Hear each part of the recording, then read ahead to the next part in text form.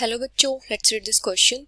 Question में हमें क्या दिया है कि रिएक्शन दी है हमें पोटेशियम आयोडाइड की आयोडीन के साथ और फॉर्म कर रहे हैं पोटेशियम ट्राइआयोडाइड। और हमें यहाँ पे ऑप्शन दिए हैं oxidation, reduction, complex formation and none of these. तो हमें बताना है कि जो रिएक्शन है ये इनमें से किस टाइप की रिएक्शन है, मतलब यहाँ पे क्या हो रहा है, ऑक्सीडेशन हो रहा है, रिडक्शन हो रहा है, कॉम्प्लेक्स फॉर्मेशन हो रही है। तो यहाँ पे हमारा की कॉन्सेप्ट क्या होगा। अगर हम बात करें ऑक्सीडेशन की, तो ऑक्सीडेशन में क्या होता है, जब भी कोई एलिमेंट इलेक्ट्रॉन लूज करता है तो वहां पे क्या होता है, ऑक्सीडेशन होता है। तो मतलब ऑक्सीडेशन का मतलब क्या होता है, लॉस ऑफ इलेक्ट्रॉन्स। और कोई भी एलिमेंट जब इलेक्ट्रॉन लूज करता है या उस एलिमेंट का ऑक्सीडेशन होता है तो वहां पे क्या होता है, उस एलिमेंट का ऑक्सीडेशन नंबर इंक्रीज करता है। Oxidation number increases. अभी अगर हम बात करें रिडक्शन की, तो रिडक्शन में क्या होता है, जब भी कोई एलिमेंट इलेक्ट्रॉन्स गेन करता है तो वहां पे क्या होता है, उस एलिमेंट का रिडक्शन होता है। तो रिडक्शन का मतलब क्या होता है, गेन ऑफ इलेक्ट्रॉन्स। और जब भी कोई एलिमेंट इलेक्ट्रॉन गेन करता है या उस एलिमेंट का रिडक्शन होता है तो वहां पे क्या होता है, उस एलिमेंट का ऑक्सीडेशन नंबर डिक्रीज करता है।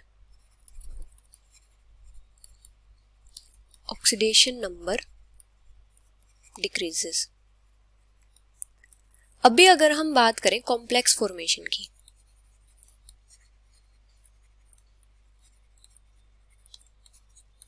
तो कॉम्प्लेक्स फॉर्मेशन में क्या होता है, दो या दो से ज्यादा मॉलिक्यूल्स कंबाइन करके कॉम्प्लेक्स की फॉर्मेशन करते हैं। कॉम्बिनेशन ऑफ टू और मोर मॉलिक्यूल्स, या फिर हम बोल सकते हैं कंपाउंड्स। अभी यहाँ पे हमें क्या रिएक्शन दी है, पोटेशियम आयोडाइड दिया है, साथ में दिया है आयोडीन और फॉर्म कर रहा है पोटेशियम ट्राइआयोडाइड। अभी अगर हम यहाँ पे आयोडीन का ऑक्सीडेशन नंबर देखें तो किस टाइप से होगा, यहाँ पे पोटेशियम आयोडाइड दिया है हमें, जो पोटेशियम होता है इसके ऊपर कितना चार्ज होता है, +1, मतलब इसका ऑक्सीडेशन नंबर होता है +1।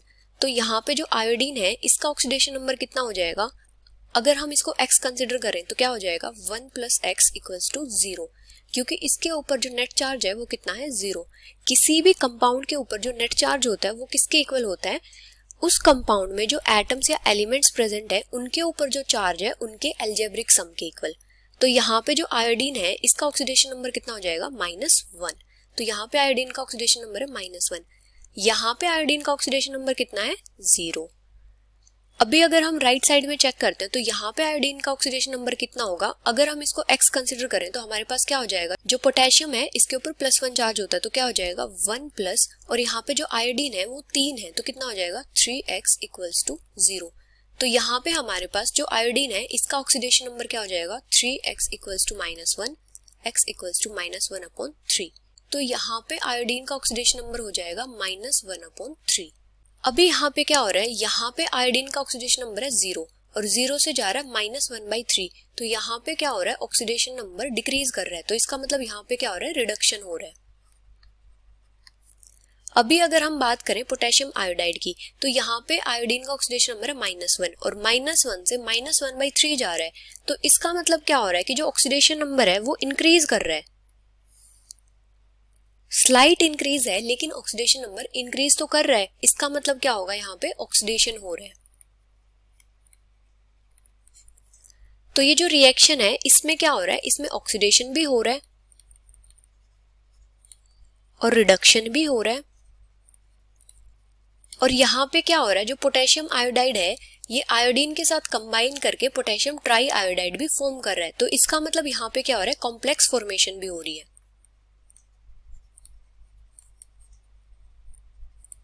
Complex formation.